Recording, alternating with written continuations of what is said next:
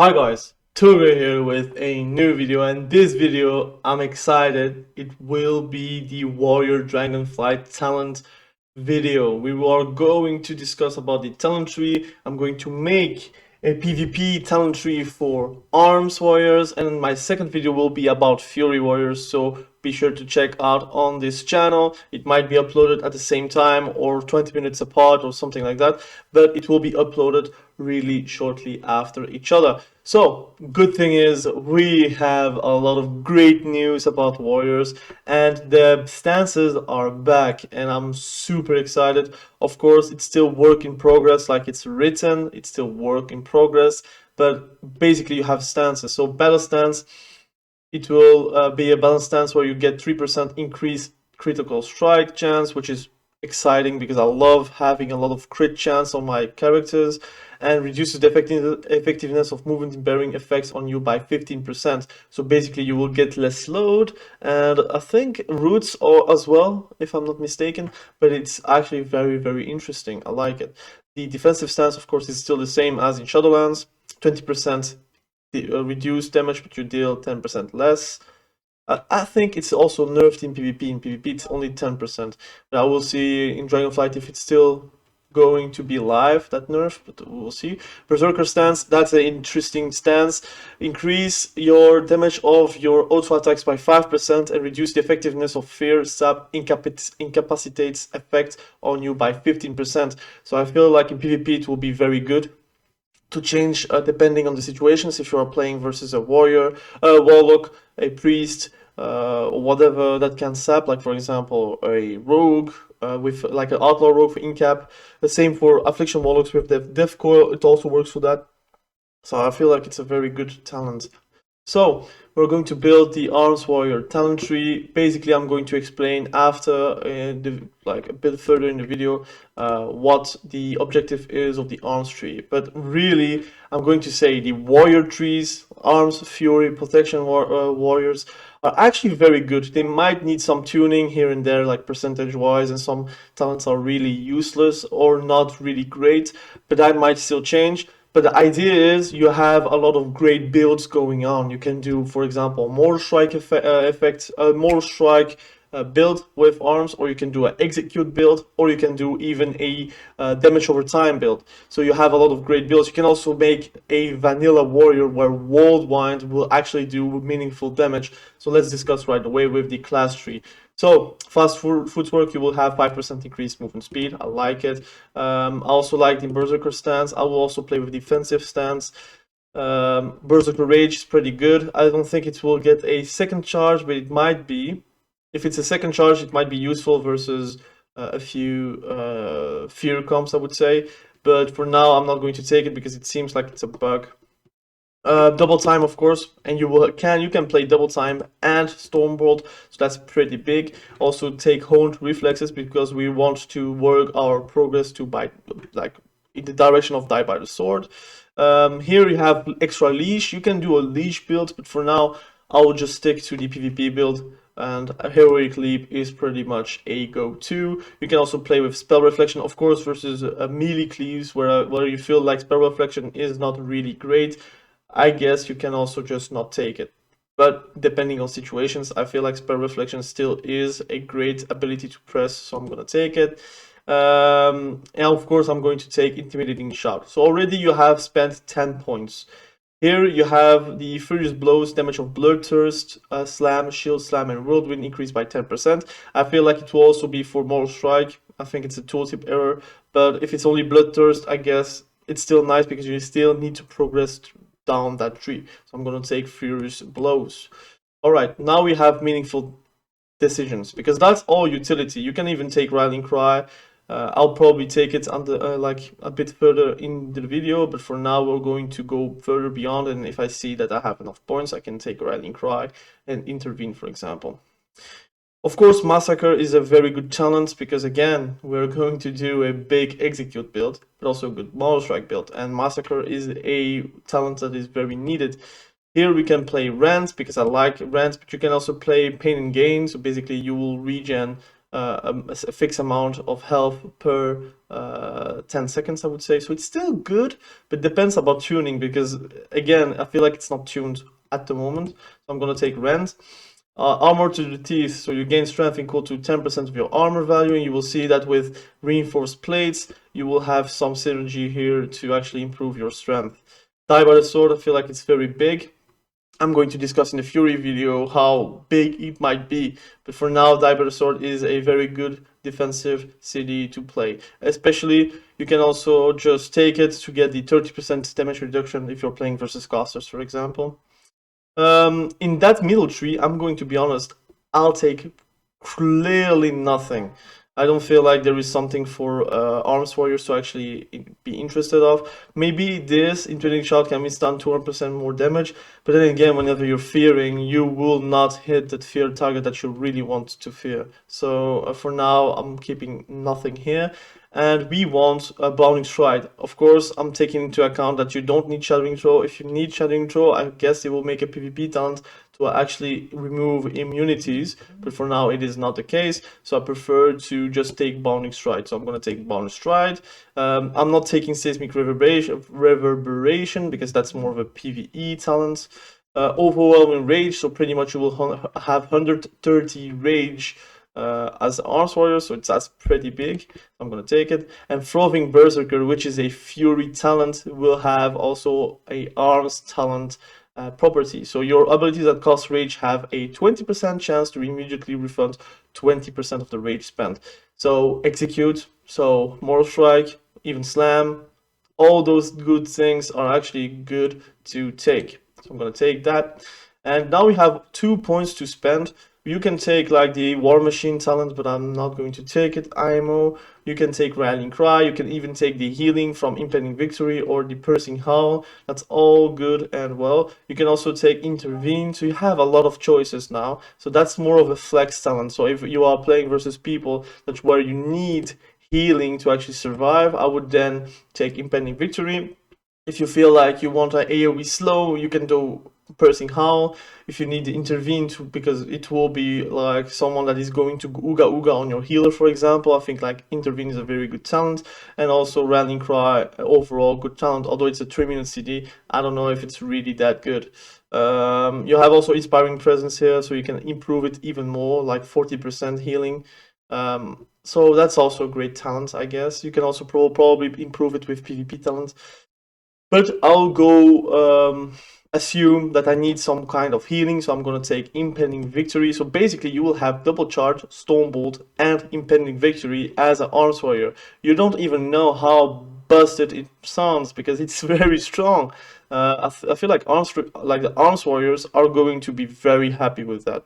And me personally, I might just play warrior main next season because it feels like you have a lot of great builds, a lot of variety, and you can actually like have fun with all the builds that you can have. I'm gonna play with Intervene too because I'm playing arenas most of the time, and Intervene is one of those spells where you can save the day. So I'm gonna play with that.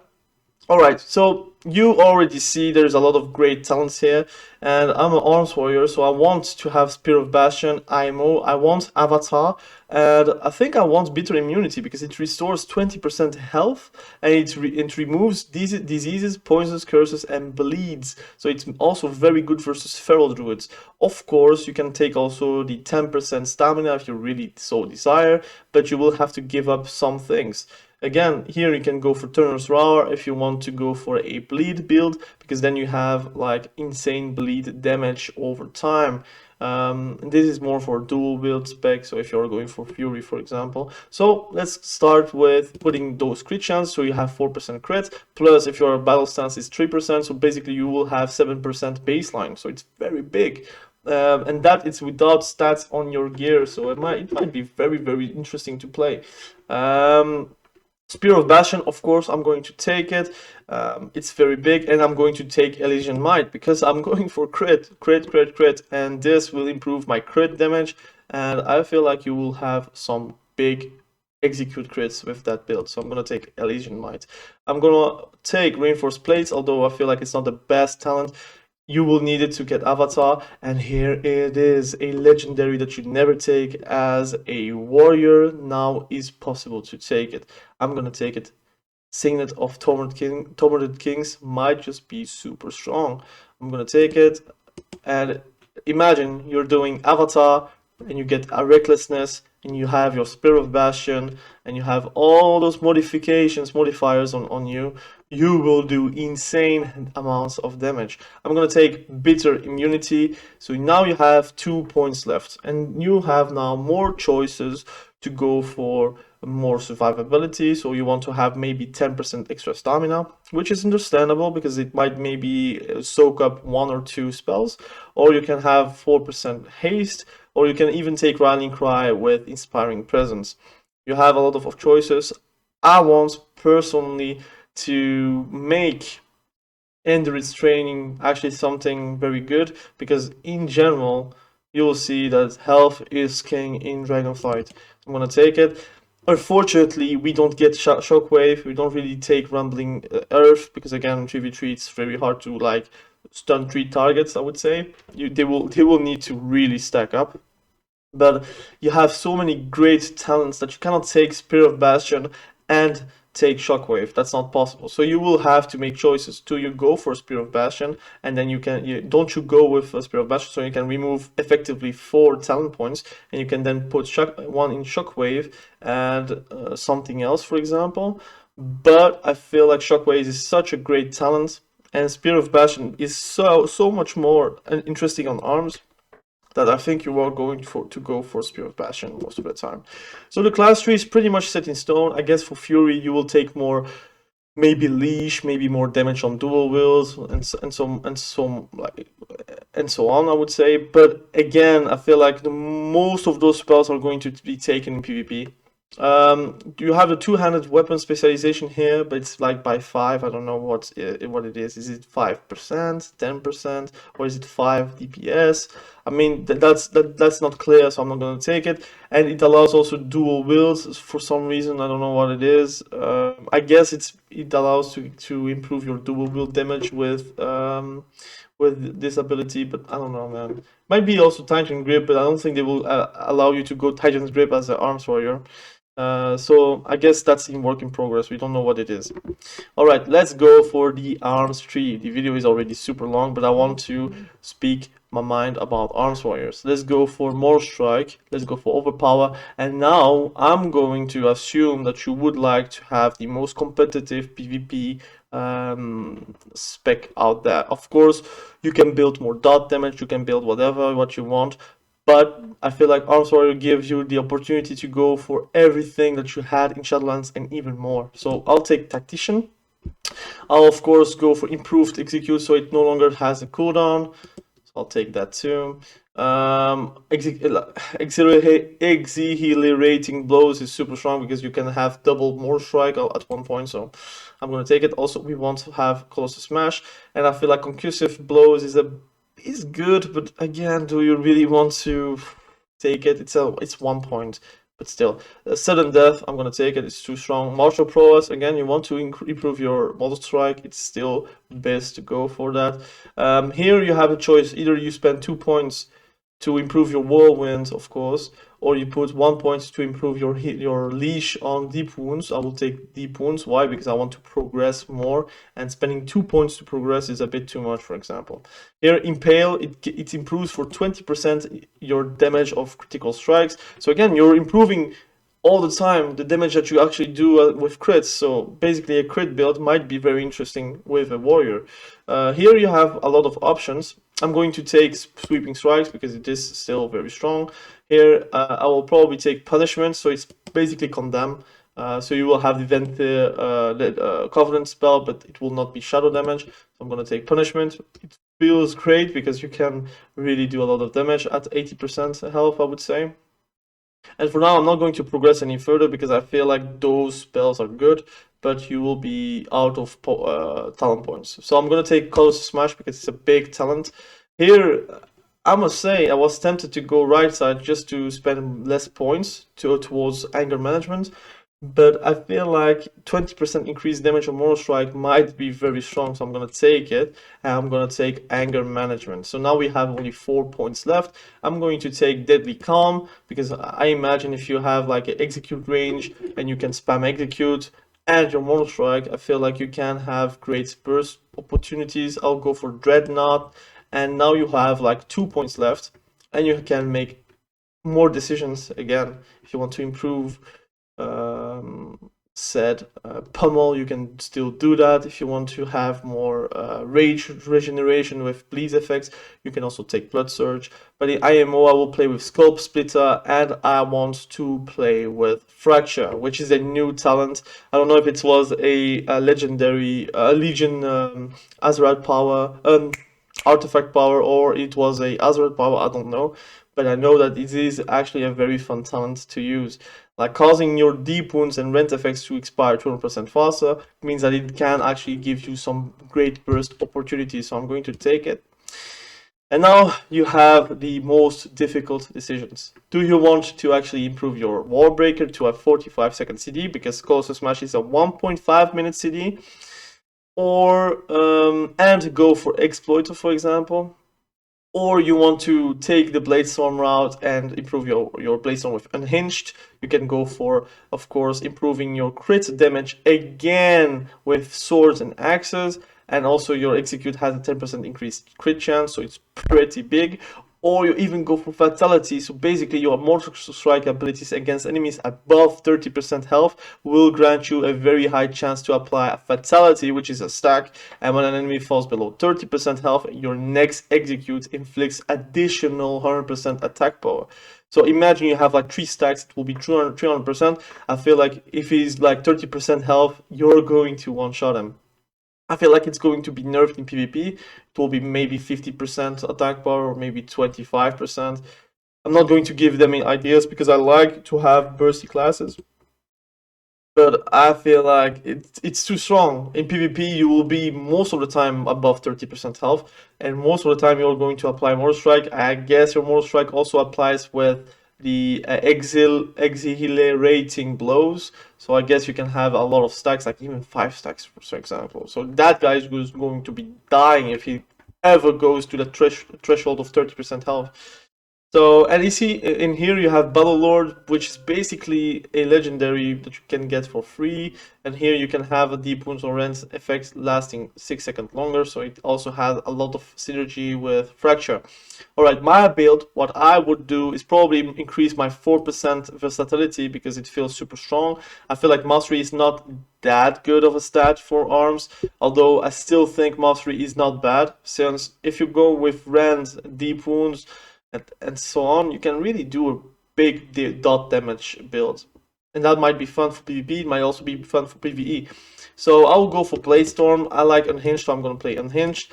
And I like to play with swords, so I'm going to play Sharpened Blades. I'm not going to play Merciless Bone Grinder because I'm not going to make a worldwide build for now.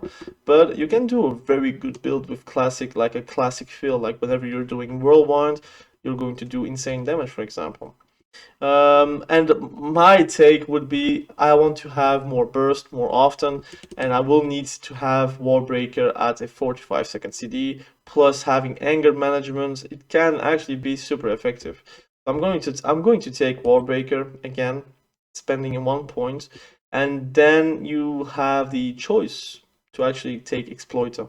And Exploiter, if it's not nerfed in PvP, it might do still more damage. So you're going for a Mortal Strike build here. You're not doing an execute build, because then you will go from Fatality. But if you're going for Exploiter, you will have a good Mortal Strike build. Also, what's good about it, you're not Venthyr, but you still have the Venthyr Covenant spell. You have also the, how it's called, Mortal Strike, the Spirit of Bastion from Kyrian, so you can improve even more your damage.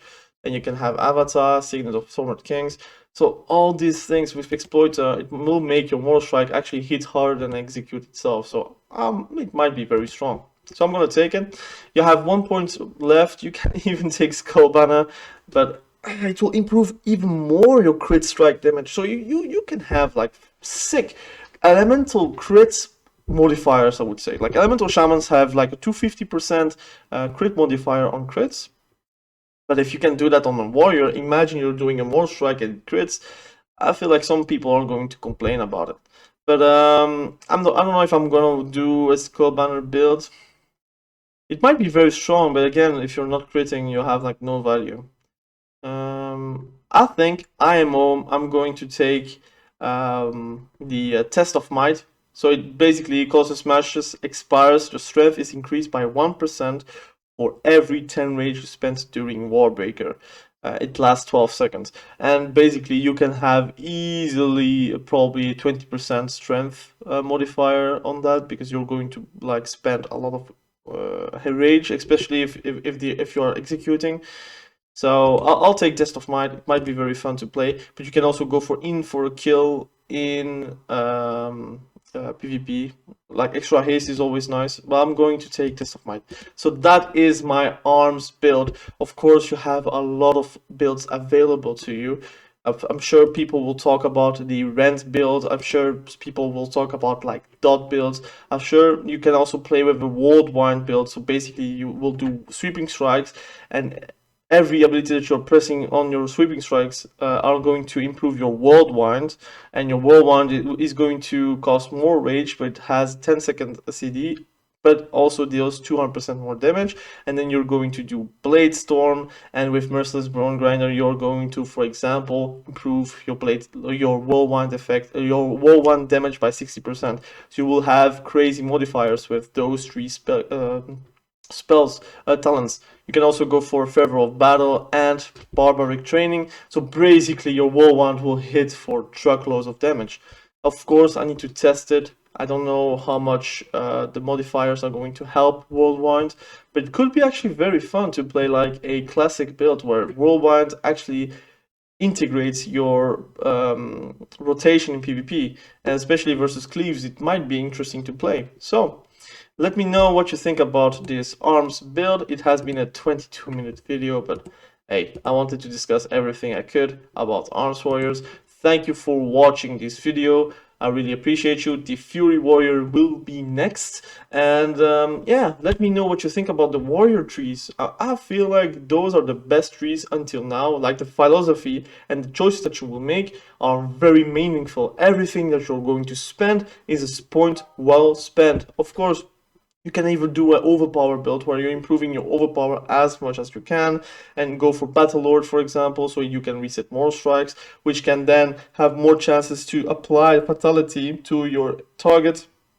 and then do execute. You can see approximately 8 procs per minute, so it can really be annoying and deadly to face. So thank you for watching. I really appreciate you. Again, let me know in the comment section below. Subscribe to the channel if you like those kinds of content, and be sure to be safe. We will see each other very soon. Bye.